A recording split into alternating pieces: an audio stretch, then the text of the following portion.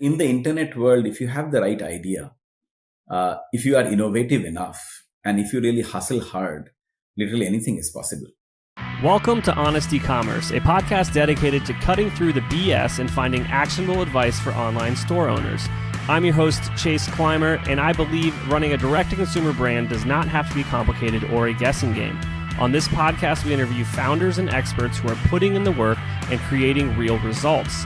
I also share my own insights from running our top Shopify consultancy, lxrmarketplace.ai. We cut the fluff in favor of facts to help you grow your e-commerce business.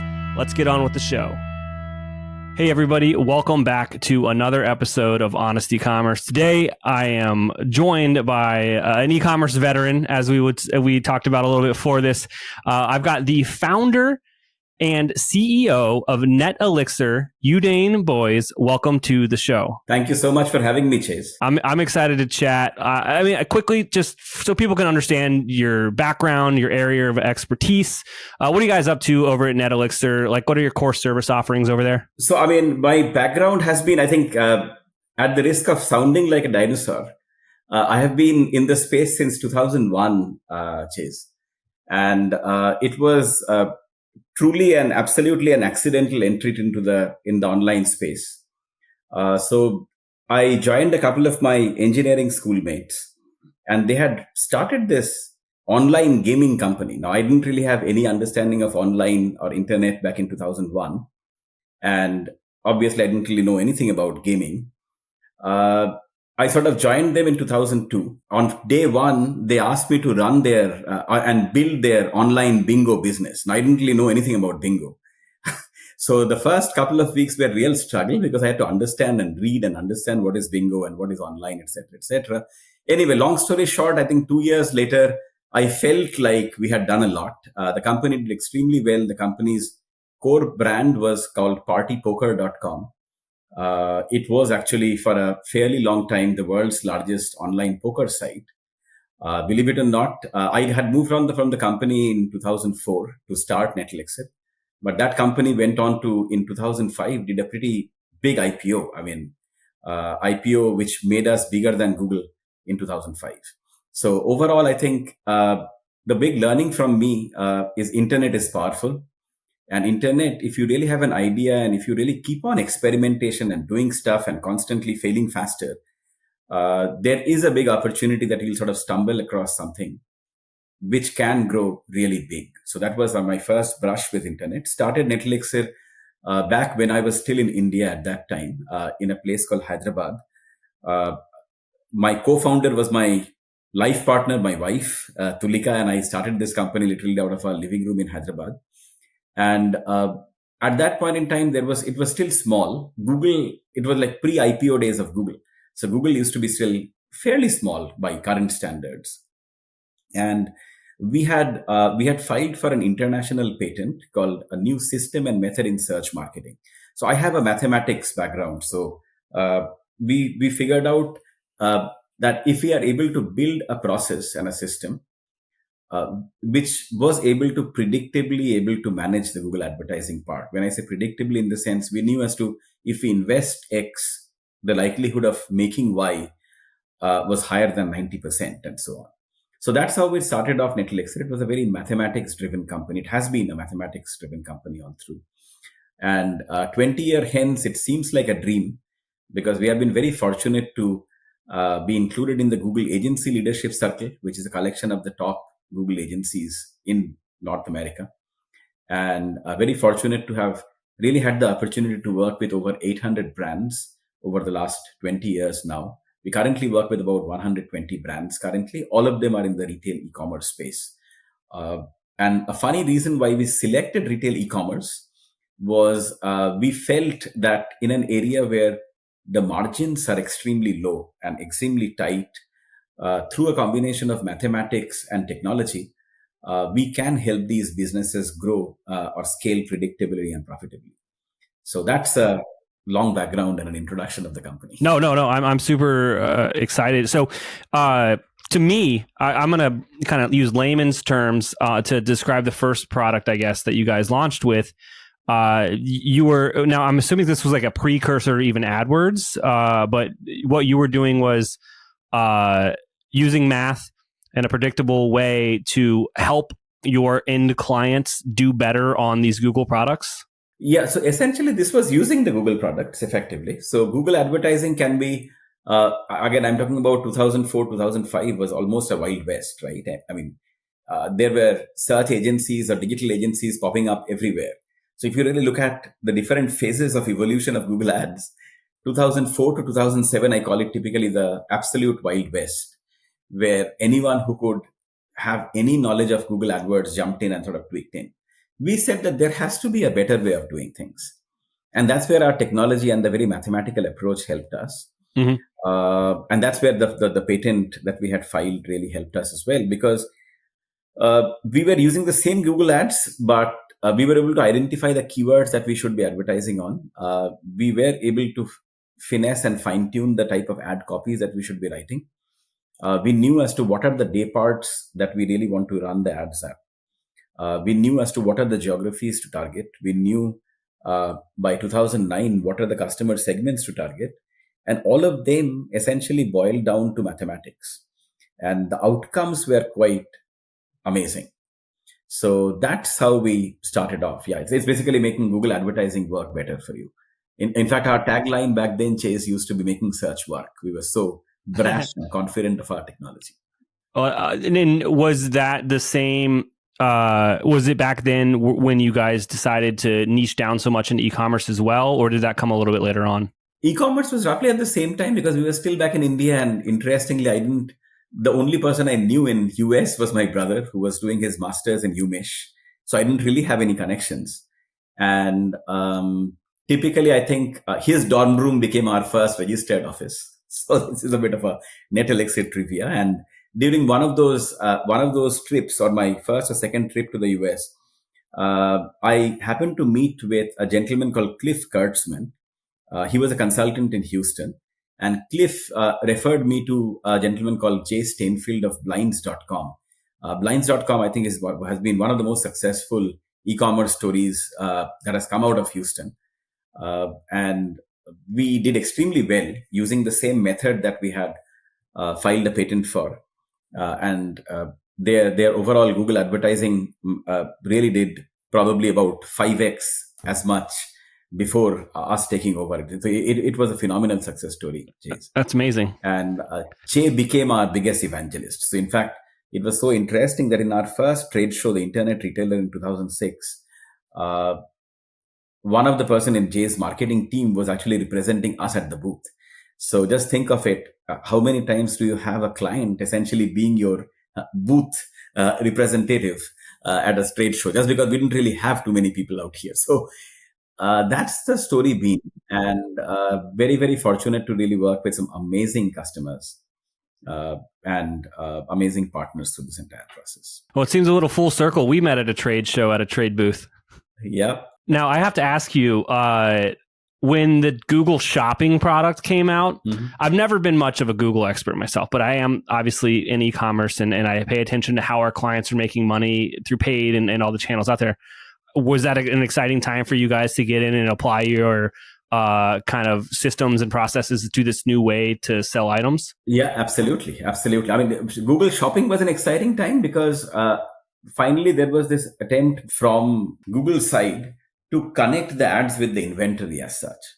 And since we actually in our technology, we had really built in this automatic inventory upgrade as well. So you sort of run those ads only when the inventory is there. And once it drops below a certain number of SKUs, you really stop the ads automatically and all this stuff. So it was definitely exciting. And I think that Google Shopping introduction has to be one of those milestone moments for Google as well in terms of their evolution. Because before Google Shopping, it used to be called Frugal, Froogle, and they hadn't really had much success. But the way that they really sort of repositioned Google Shopping, I think, was quite incredible. Yeah, that's amazing. Now, today you wanted to talk a bit more about generative AI and how e-commerce marketers could really seize the future. I guess my first question for you would be, you say the future of search is AI experimentation. What do you mean by that? So effectively, let me sort of just go maybe a couple of steps back, give a bit of a context, and then come to this thing. Okay. This is an area I'm extremely passionate about. So you have to stop me, Chase, if I just keep on rambling. But let me give a bit of a context. So I think this is my personal opinion that the launch of generative AI last year, or last to last year, let's say 30th November 2022, has to be counted as an event of the same magnitude as when the Netscape browser happened in 1994. It's, if not bigger, right? If not bigger, primarily because the folks who downloaded, understandably, and who started using ChatGPT, the 100 million number, the user number was pretty quick. Now, we as marketers constantly have to really stay on top of the new technologies. But more importantly, one of the things which has really helped NetElixir succeed is trying to take the application perspective. How exactly do these technologies, how can they be used to help our customers succeed online? So that is typically the context effectively within this thing. Now, there were two, that was, I think, the first context. The generative AI or AI per se is as big a force as the start of the internet, if not bigger, just because the overall mass of the population it sort of reaches out to is significant. It just really democratizes the entire internet to an extent. And the second part is, I think it's very important for us to really take the practitioner's approach to this entire thing. Now, when you take about the practitioner's approach, the second phase or the second part becomes important, which is to understand as to what are some of the changes going on in the search landscape or digital marketing landscape. Now, if you really look at since the inception, digital marketing or digital advertising has been based on, in very simplistic sense, the cookie tracking mechanism, right? The cookies are basically the pixels that are there that are able to track you. And the way it has really worked is this process called the third-party cookie system. So third-party cookie system is, let us say I'm giving a gift to Chase. Chase, without even asking me, can distribute it to about 1,000 of his friends or 1,000,000 of his friends, whatever it is, right? And that's how all of these channels really grew, right? So Google was able to access the data which the customer actually had shared with you as the e-commerce company. And then once they shared the data, they sort of pass it on to all of their distribution network. Now that started to change. I think the first thing happened in April 2021 when iOS 14.5 started giving an option that do you really want to get tracked? Yes or no, right? I remember that. And that's when things really changed, right? And suddenly the Facebook's valuation, it used to be called Facebook still, their valuation suddenly plummeted and all this stuff, right? And the reason is because as a customer, if I am sharing or giving you the permission to track me, that has to be limited only to you. Chase cannot suddenly share it with Google, and Google cannot share it with a million of its sites. So that's the big difference which really happened. Now, in this ecosystem, the channels like Google or Meta or any of these channels just have one option. The option is being called in the industry as building their own walled gardens, because suddenly they are inhibited because all the browsers start deprecating these third-party cookies and you're working with only the first-party cookies as such. So you really have to try to preserve and work with the quantum of data that you really have access to, which is actually, if you think of it, is fairly limited, primarily because you have been working off a third-party data, because Google is a third party for an e-commerce company, let us say like Ashley Stewart, or an e-commerce company like Amica, and so on and so forth, right? So Amica does not really have the right or the permission to really pass it this information on to Google. So they have to work with limited amount of data. And that's the reason they start to build a bit of a walled garden so that they are able to maximize. Otherwise, their overall revenues drop, stock prices drop, and all mayhem sort of breaks loose, as we had seen when Apple 14.5 sort of really, iOS 14.5 really happened. Can I stop you there real quick? Is that why we're seeing such an inception of all of the major social brands that always have, they also have this advertising component, building shops within their own ecosystem? You know, Facebook shops were kind of forced upon us last year, and this year it's very popular with people, TikTok trying to get people to do TikTok shops. Even, you know, almost paying people to do it. It almost seems. Is that because of the data and the walled garden? Absolutely. So everyone now has, I mean, the new ecosystem, let us say we go into a year from now, 2025, by the time Chrome, which is like being used in the US by almost 60% plus, I think 65% of all the users use Chrome browser. That would have completely gotten rid of the third party cookies, right? It would be entirely sort of running on this first party cookie system. Now, as an advertiser, as a channel, as anyone who wants to do any business, it's extremely important for you to really build your own walled garden. The social media channels, like obviously the Facebook or Meta and the TikTok, everyone sort of said that, oh gosh, we have really access to a lot of opted in people, right? People who have signed up. And it became a huge advantage for them. And as you are rightly mentioning, Chase, all these shops really started coming up. The second part, which again has been very prominent, is the emergence of the retail media network. Just think of it. Pre-COVID, no one talked about retail media networks. It was primarily Amazon Marketplace. Walmart had just started, and a little bit. I mean, obviously eBay was there and so on and so forth. But I think there are a very limited number of marketplaces which were there as such. But now pretty much anyone and everyone that I know of who has an omnichannel presence is trying to create their retail media network. Again, the idea is same.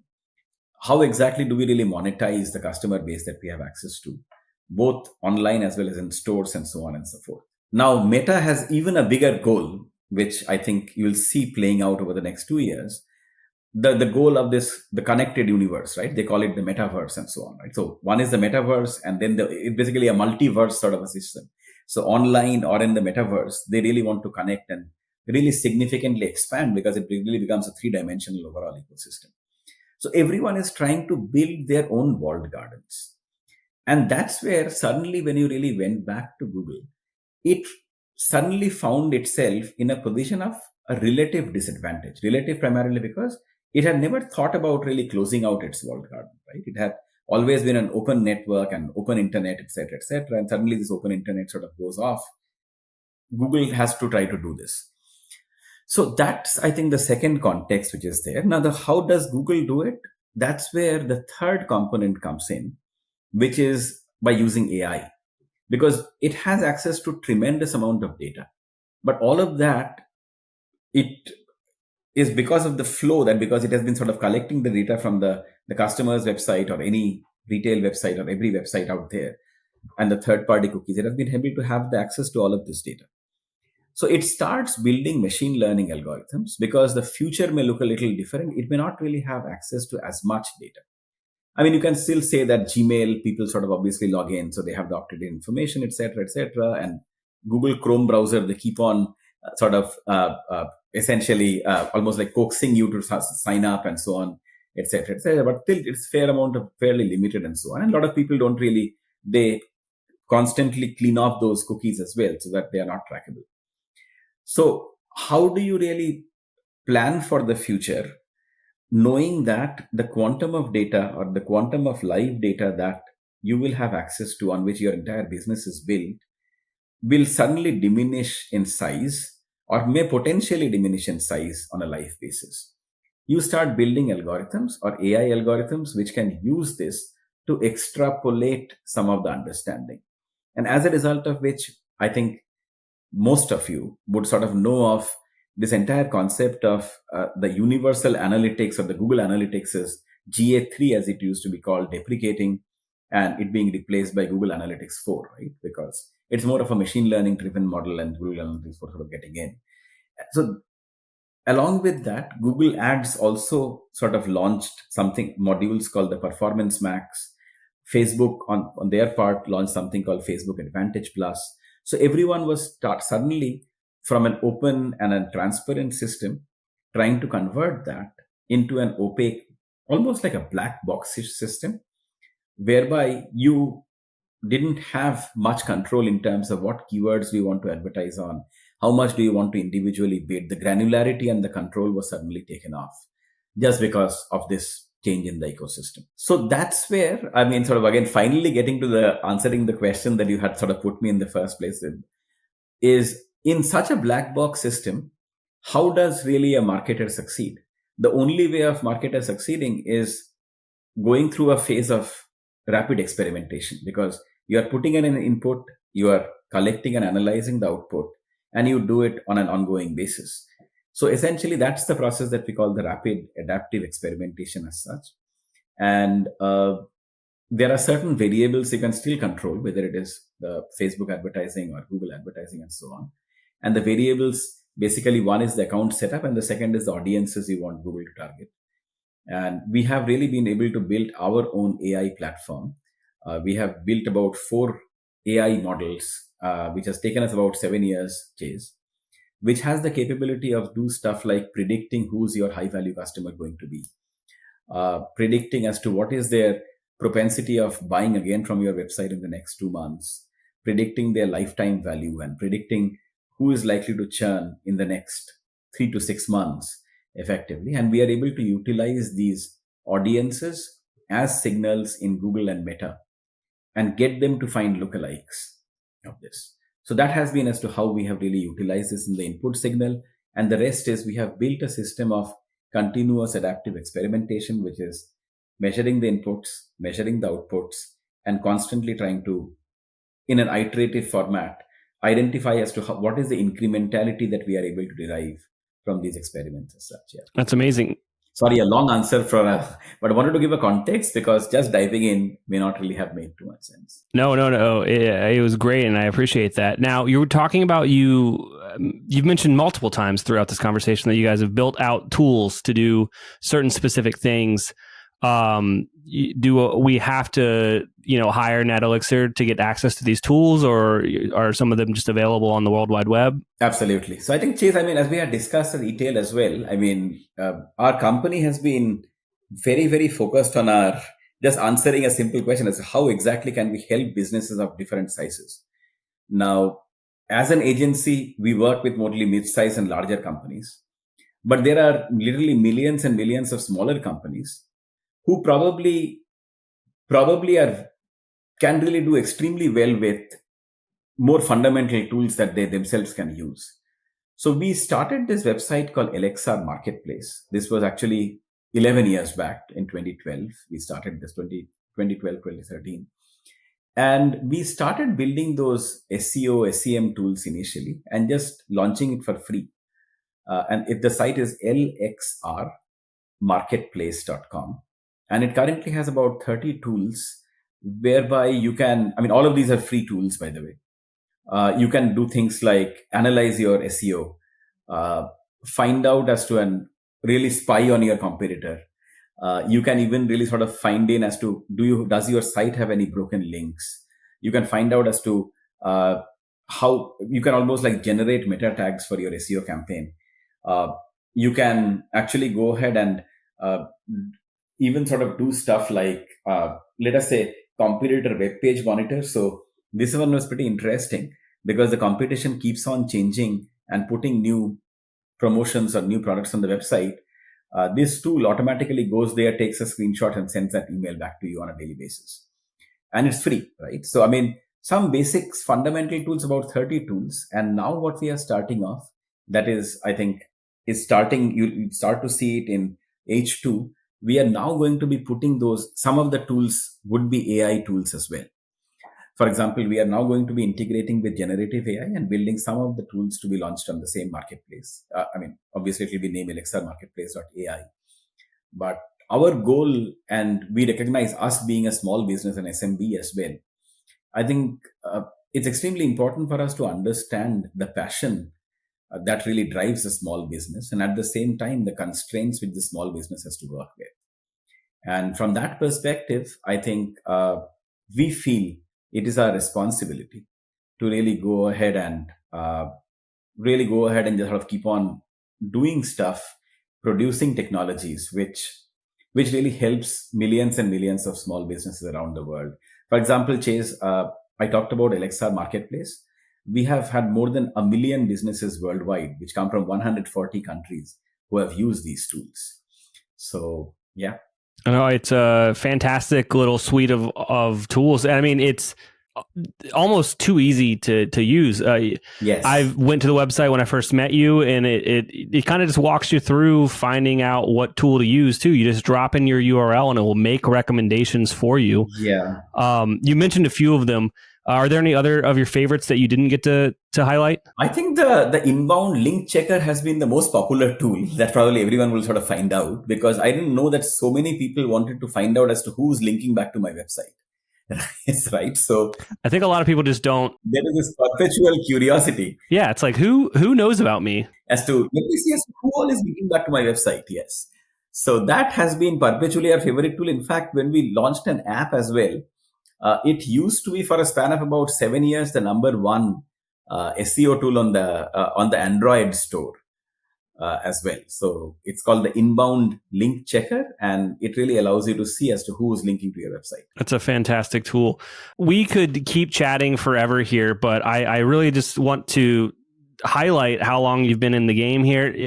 This is your 20th anniversary of a business, apparently. Yeah. I know this is going to be hard to answer, but what's most surprised you in the last 2 decades of working in this e-commerce industry? Wow, there are just lot of surprises which have sort of come by. I think the part which has to be counted as the biggest surprise is, despite their size and despite their literally being close to being a monopoly, how a large company like Google can get completely blindsided with the launch of this OpenAI's ChatGPT and this entire Microsoft confluence, right? And it was just quite intriguing to see a company of that size literally in very shaky grounds for at least about 6 months after ChatGPT really took off. And they had announced the code red, I think, in Feb or Jan of last year, etc., etc. That was probably a very humbling moment as such, because which showed that how strong the power of innovation is. That a company of the magnitude and almost like the reach and the strength of Google getting fairly shaken by OpenAI, which was a ranked startup about a year and a half back. Mm-hmm. And the one word which shook up the entire space is innovation, right? It was an innovation which was totally disruptive. You can call it a disruptive innovation. And that's the part which was the most intriguing part, exciting part as well. At the same time, it is the part which really is very exciting personally as a tech entrepreneur for me, because it shows again what I had seen or observed during my party gaming days, where we literally from zero to built a 20 billion pound IPO in 2005. That in the internet world, if you have the right idea, if you are innovative enough, and if you really hustle hard, literally anything is possible. So that was a message which has really, again, sort of keeps playing out constantly. And recently was this OpenAI, how it shook up the entire space of search advertising. No, I completely agree. I mean, I remember the day I got access to ChatGPT, how much fun I had. And I was in awe of... I was, well, what else can I do? And I was like Googling things to ask ChatGPT to learn what it could do. And it was very eye-opening. So, I mean, we have been constantly publishing our set of prompts as well, because again, for the small business, when you are really strapped for resources and so on, and honestly speaking, good talent is very difficult to find, as you know, Chase, in the space, right? I think if you really invest just 1 hour every day, only trying to really play around with ChatGPT, dabble around with it. And we have these prompt books that we have come up with, which helps businesses. You can do things like create a content marketing plan within less than a minute. Right? Yeah. That would have taken probably a good 2 days of your time. And these are not bad plans. These, understandably, if you have the right prompts, can be extremely good plans. But those are the things which is just incredible. You just think as to how powerful the technology is and how much of an impact, essentially, it can really have. Yeah. I think my favorite thing about generative AI, really, but ChatGPT is obviously the one I use the most, is the ability to go from like a blank page to something with just telling it what your goal is, right? And then my favorite hack or whatever is, this is what I'm trying to do. Ask me more questions so we can do it the right way. Huh. And that'll get you such a better outcome. That's a phenomenal one, Chase. All the time. I use it all the time. So my favorite has been act as if you are the VP of e-commerce for Macy's, right? And how would you essentially, if you are presenting a value proposition or a pitch, how would you create or customize the presentation? And I'm amazed, right? Yeah. Act as if you are a McKinsey consultant. How would you present to this vice president that you just sort of... You know what's funny about that statement? I read that the number one buyer of OpenAI credits was McKinsey. Yeah. They're generating a lot of stuff. I wonder how many consultants that got replaced by basically a ChatGPT model. Yeah, so that's the other part of it, right? So yeah, I mean, I think there was a great article in the Harvard Business Review last year, which says that I don't think machines or AI would be replacing humans. It is just people who have a mastery of these machines will be replacing people who are yet to use generative AI. So that's a big thing which I really wanted to emphasize also. I had someone ask me this week, they're like, are you guys like scared of AI? You guys work with computers, you work online. I'm like, not really. It's just, you got to adapt. You have to use them. And it kind of goes back to, there are going to be people that just don't want to learn how to use this new technology, and people will always pay people to do things they don't want to do. Yeah. That's never going to change in commerce. Right. Awesome. Udayan, thank you so much for coming on the show today. You shared a wealth of knowledge. We're going to have links to all the cool stuff that you talked about in the show notes. Before we go, is there anything I didn't ask you about that you want to leave our audience with? It really has been a pleasure, Chase, talking to you. I really enjoyed the conversation a lot on this thing. I think if there was one recommendation or comment I would really want to end with, I'm probably copying one of my favorites, Steve Jobs. I think never more has this statement really been true, probably, which is stay hungry and stay foolish. I think that's what effectively I think is an important comment, because at this point in time, you really need the tinkerer's mindset, which can utilize this new phenomenal power that's accessible to everyone called AI.